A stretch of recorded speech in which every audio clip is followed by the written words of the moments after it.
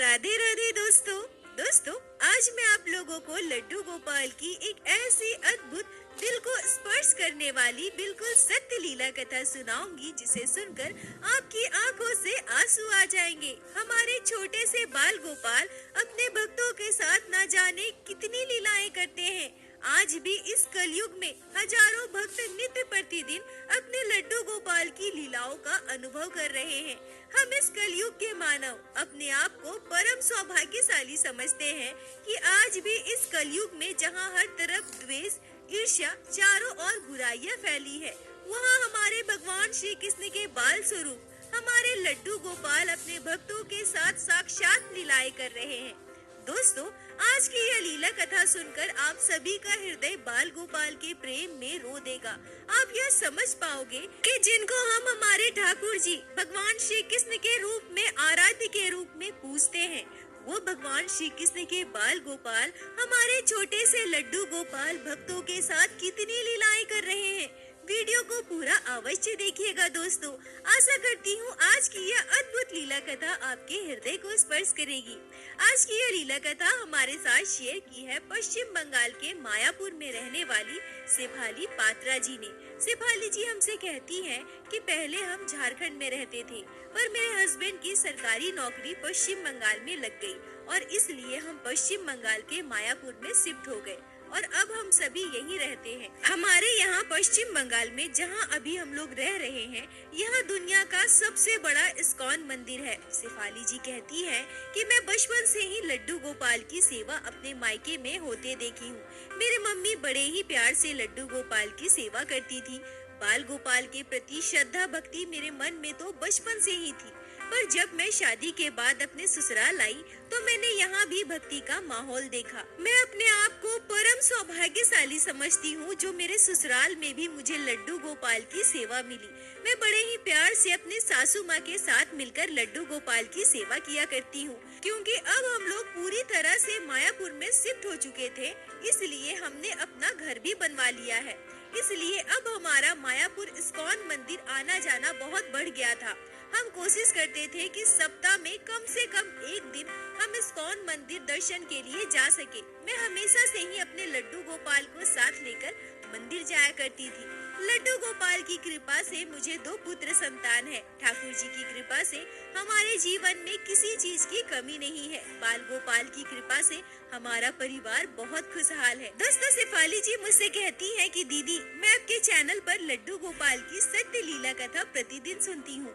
हर एक लीला कथा मुझे बहुत अच्छी लगती है और मेरे हृदय को स्पर्श करती है। मैं भी हमेशा सोचा करती थी कि सभी के साथ लड्डू गोपाल कितनी लीलाएं करते हैं।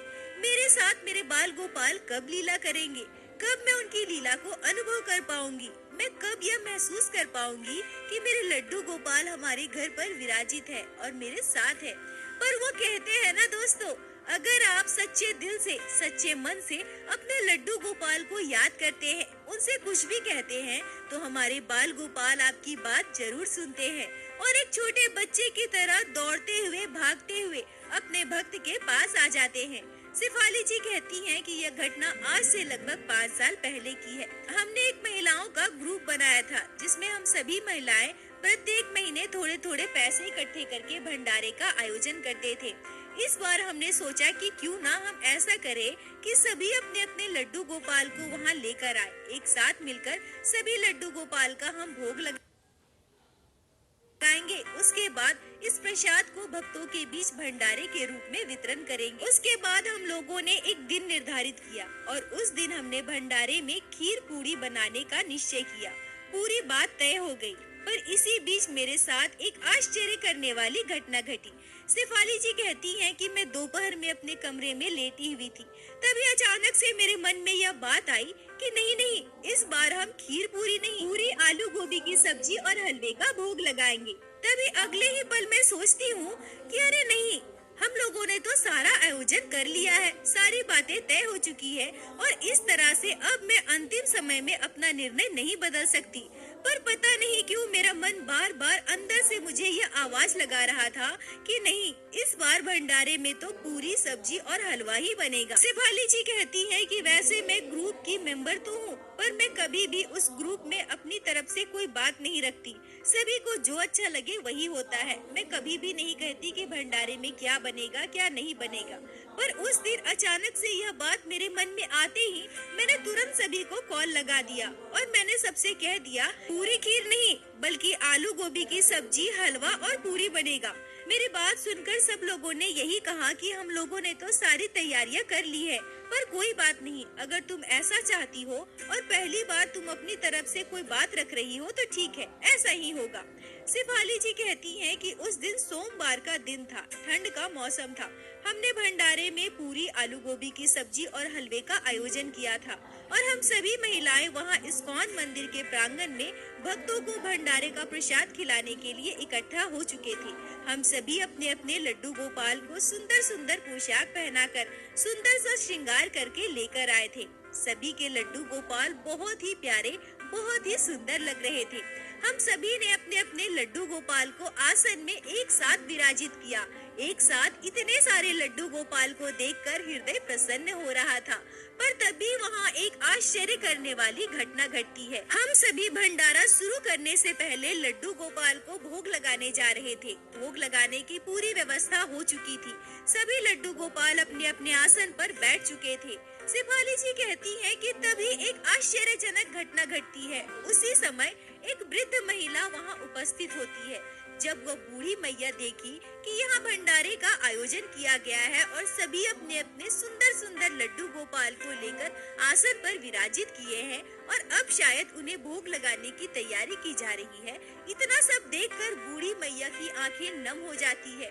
बूढ़ी मैया की आंखों से आंसू आने लगते हैं। शेफाली जी कहती हैं कि मैं और मेरे साथ की कुछ महिलाएं तुरंत उस बूढ़ी मैया के पास गए और हमने उनसे कहा कि आप यहाँ से जाना मत, आप बस थोड़ी देर प्रतीक्षा कीजिए, हम सारे लड्डू गोपाल को भोग लगा ले, फिर आप सभी को भंडारे का प्रसाद मिलेगा। शेफाली जी कहती हैं कि हमारे इतना कहने पर भी वो बूढ़ी मैया की आंखों के आंसू नहीं रुक रहे थे, वो लगातार रोए जा रही थी।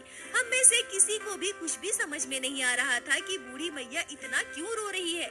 फिर हम सभी ने मिलकर उस बूढ़ी मैया को एक स्थान पर बिठाया, उन्हें चुप कराया, उन्हें पानी पिलाया और फिर हमने उनसे पूछा कि मैया आप बताओ, आप इतना क्यों रो रही हैं? आपको क्या परेशानी है? शेफाली जी कहती हैं कि उसके बाद बूढ़ी मैया जो हमें दिखाती है उसे देखकर हम सभी दंग रह जाते हैं। बूढ़ी मैया अपनी आंचल से एक छोटे से बहुत ही प्यारे से लड्डू गोपाल को निकालती है। बूढ़ी मैया के हाथ में वो छोटे से लड्डू गोपाल को देखकर हम सभी बहुत प्रसन्न हो गए।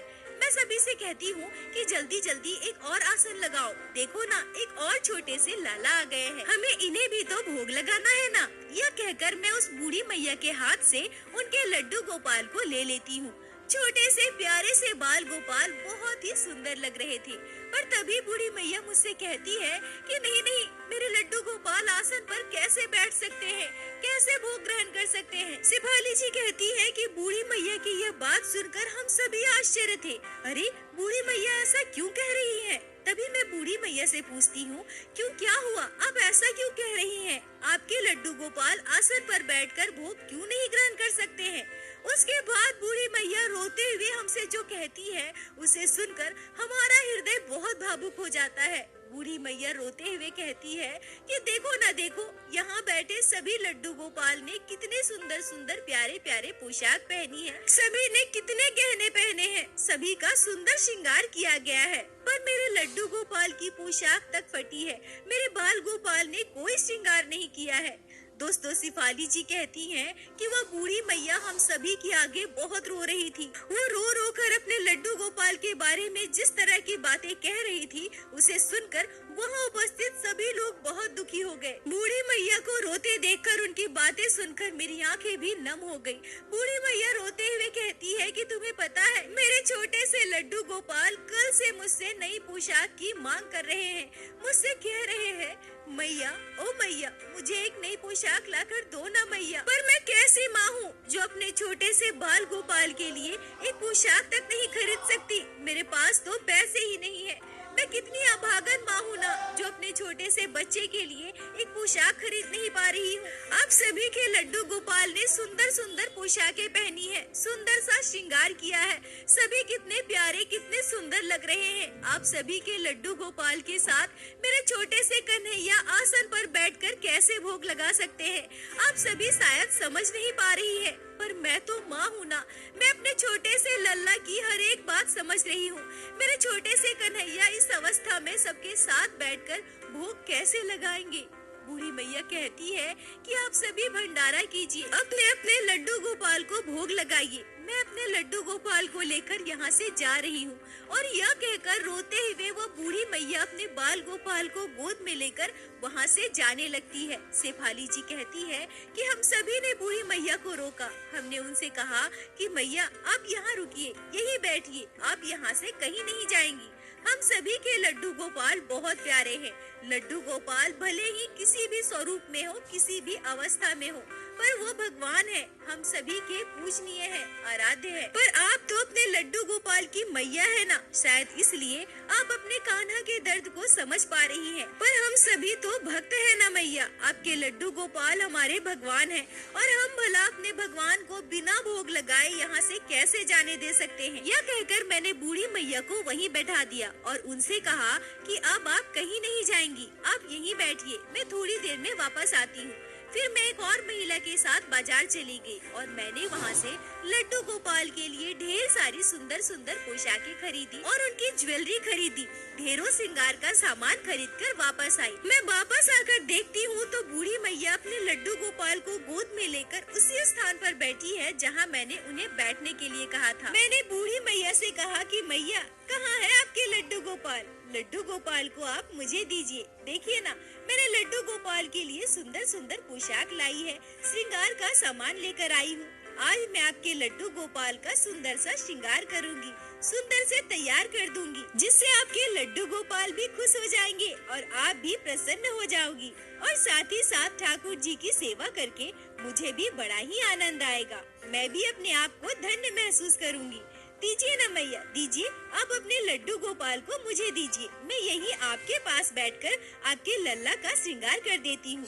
और यह कहकर मैंने उस बूढ़ी मैया के हाथ से उनके लड्डू गोपाल को अपनी गोद में ले लिया और उन्हें आसन में बिठाकर उनका सुंदर सा श्रृंगार किया। सुंदर पोशाक पहनाई, ज्वेलरी पहनाई। बाल गोपाल सच में बहुत सुंदर लग रहे थे, बड़े ही प्यारे लग रहे थे लड्डू गोपाल। लड्डू गोपाल से मेरी नजर ही नहीं हट रही थी। अपने लड्डू गोपाल को नए स्वरूप में देखकर वो बूढ़ी मैया भी बहुत प्रसन्न हो रही थी। मैंने बूढ़ी मैया से कहा कि मैया अब मैं आपके लड्डू गोपाल को बाकी सारे लल्ला के साथ बिठाकर भोग लगाती हूँ। मैया खुशी खुशी कहती है कि हाँ, अब मेरे लड्डू गोपाल भोग ग्रहण करेंगे। मेरे छोटे से लल्ला कितने प्यारे लग रहे हैं। शेफाली जी कहती है कि मैंने बूढ़ी मैया के लड्डू गोपाल को आसन पर बिठाया और जैसे ही अब मैं लड्डू गोपाल को भोग लगाने के लिए थाली परोसती हूँ, तभी एक आश्चर्य करने वाली अद्भुत घटना घटती है, जिसे सुनकर आप सभी के रोंगटे खड़े हो जाएंगे। बूढ़ी मैया ने जैसे ही देखा कि मैंने थाली में पूरी, आलू गोभी की सब्जी और हलवा परोसी है, बूढ़ी मैया तुरंत बोल उठी, अरे ये क्या, मेरे लल्ला के लिए पूरी सब्जी और हलवे का प्रसाद। यह कहते ही बूढ़ी मैया की आंखों से आंसू बहने लगे। शेफाली जी कहती हैं कि मैं घबरा गई। मैं सोचती हूँ कि अब बूढ़ी मैया को क्या हो गया, अब वो फिर से क्यों रोने लगी। बूढ़ी मैया से मैं पूछने लगती हूँ कि क्या हुआ मैया, अब आप क्यों रो रही हैं? और तभी बूढ़ी मैया कुछ ऐसा कहती है जिसे सुनकर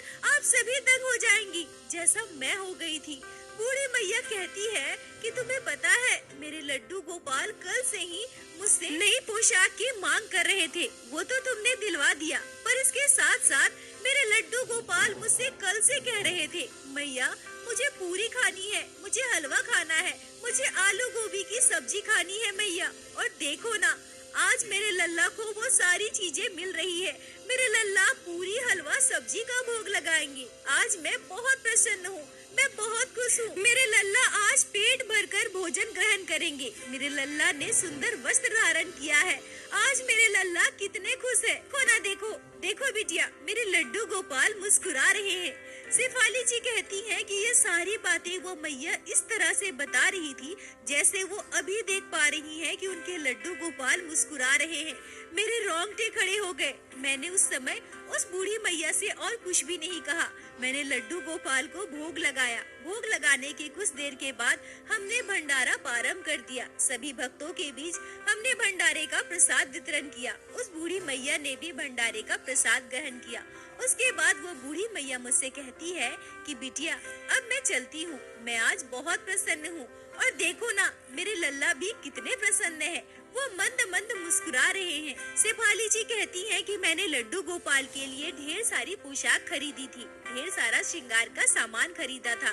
मैंने वो सारी चीजें बूढ़ी मैया को दे दिया और मैंने बूढ़ी मैया से कहा कि मैया ये लीजिए, आप अपने लड्डू गोपाल को प्रतिदिन सुंदर श्रृंगार करना और जब भी आपको किसी भी चीज की जरूरत हो तो आप यहाँ आकर किसी से भी मेरे बारे में पूछ लेना। मेरा घर यहीं पास में ही है।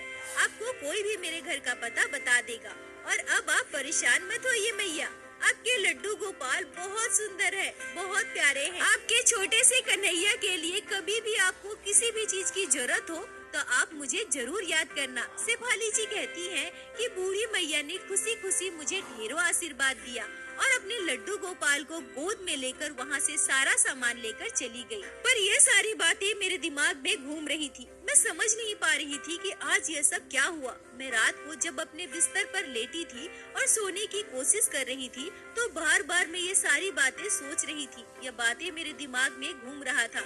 मैं सोच रही थी कि ऐसा कैसे हो सकता है। चलो ठीक है, बूढ़ी मैया हमसे मिली और मैंने उनके लड्डू गोपाल के लिए पोशाक खरीदा। और वो तो एक माँ है ना, माँ अपने बच्चों के साथ बहुत लगाव महसूस करती है और अपने बच्चे की मन की हर एक बात समझ पाती है।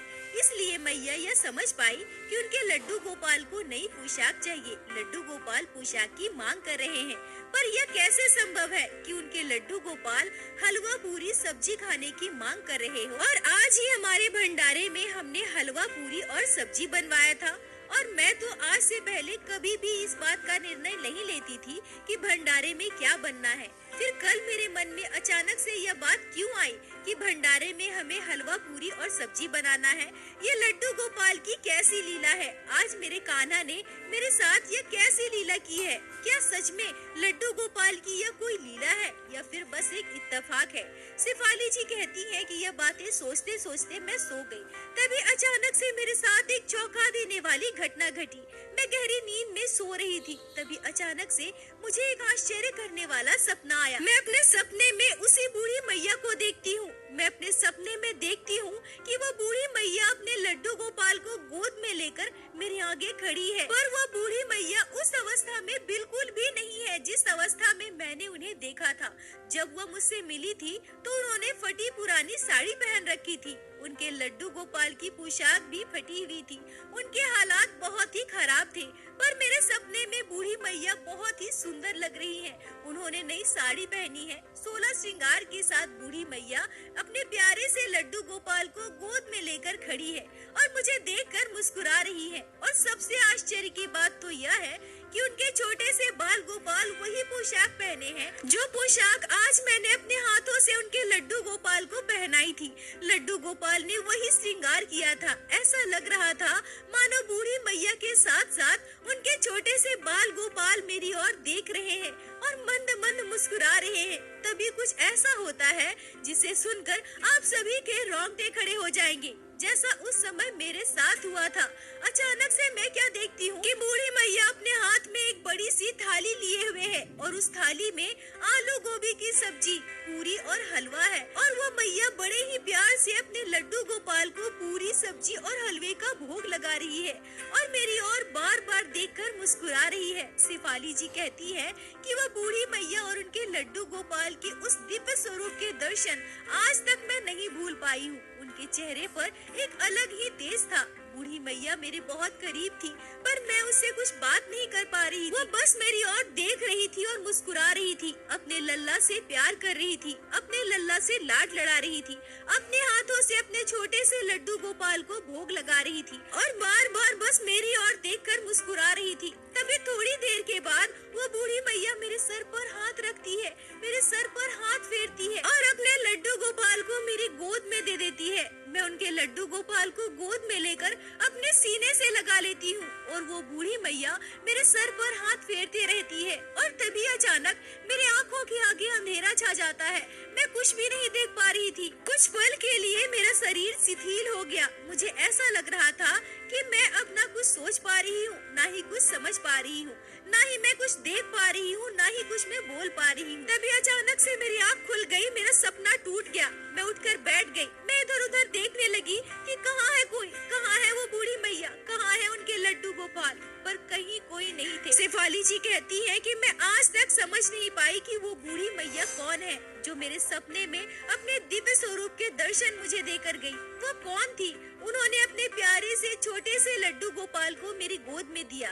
मैं अपने आप को बहुत सौभाग्यशाली समझती हूँ और ये तो साक्षात ठाकुर जी की लीला ही है, क्योंकि मेरे साथ एक के बाद एक जो सारी घटनाएं घटी वो चमत्कार नहीं तो और क्या है। शेफाली जी कहती है कि मैं वर्षों से लड्डू गोपाल की सेवा कर रही हूँ। हमारे परिवार में सभी लड्डू गोपाल से बहुत प्रेम करते हैं। हम इस्कॉन टेम्पल से जुड़े हुए हैं और वहाँ अपनी सेवाएं भी देते हैं। और दीदी, मैं जब भी आपके चैनल पर लड्डू गोपाल की लीला कथा सुनती थी तो मैं हमेशा सोचती थी कि मेरे बाल गोपाल मेरे साथ कब लीला करेंगे, और शायद इस लीला के जरिए लड्डू गोपाल ने मुझे अपनी लीला का अनुभव कराया। ये लड्डू गोपाल का चमत्कार नहीं तो और क्या है, ये लड्डू गोपाल की लीला नहीं तो और क्या है। आज लड्डू गोपाल की कृपा से हमारा परिवार बहुत खुशहाल है। कभी भी हमारे परिवार में कोई भी मुसीबत आए, हम सब कुछ लड्डू गोपाल पर छोड़ देते हैं, बाल गोपाल को सौंप देते हैं।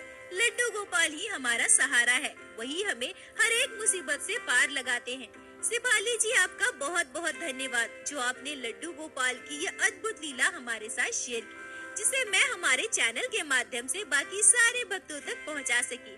अपना साथ और प्यार ऐसे ही बनाए रखें। और दोस्तों, मेरे साथ एक बार प्रेम से कहिए, बोलो बाके बिहारी लाल की जय, लड्डू गोपाल की जय, जय जय।